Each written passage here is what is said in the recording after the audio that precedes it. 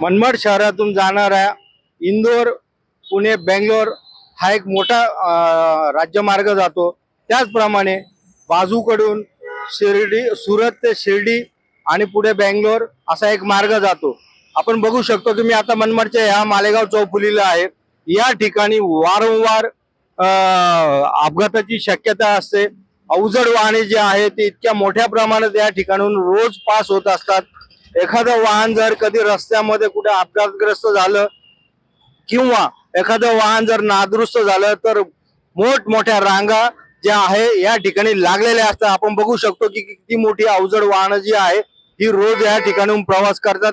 या अवजड वाहनांना व्यतिरिक्त जी स्थानिक वाहतूक आहे, जी मनमाडच्या पानवाडी पेट्रोलियम मधून म्हणा किंवा अन्य ठिकाणाहून येणारी कांद्याची वाहतूक असेल, त्या बाजूलाच मार्केट असल्यामुळे आणि जर कधी आपण बघितलं तर सीझनच्या काळामध्ये सुद्धा या ठिकाणी मोठी वाहतूक होत असते। एकंदरीत बघायला गेलं तर गेल्या 2 दिवसापूर्वी जी एक कंटेनर जो होता तो नादुरुस्त झालेला होता आणि या नादुरुस्त कंटेनरमुळे जवळपास 10 ते 15 किलोमीटरच्या रांगा या मालेगावच्या बाजूने असेल, येवल्याच्या बाजूने लागलेल्या होत्या।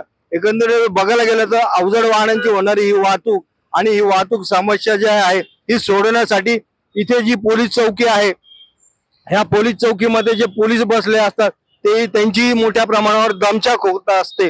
त्यामुळे नागरिकांचं असं म्हणणं आहे की ही जी होणारी जी अवजड वाहतूक जी आहे ही यासाठी मनमाड शहरातून थेट येवल्यापर्यंत बायपास करावा किंवा चांदवड करून येणारी जी वाहतूक आहे त्यासाठी वेगळ्या मार्गाने एक बायपास करावा अशी मागणी नागरिकांकडून होत आहे। अजय सोनवणे, साम टीव्ही, मनमाड।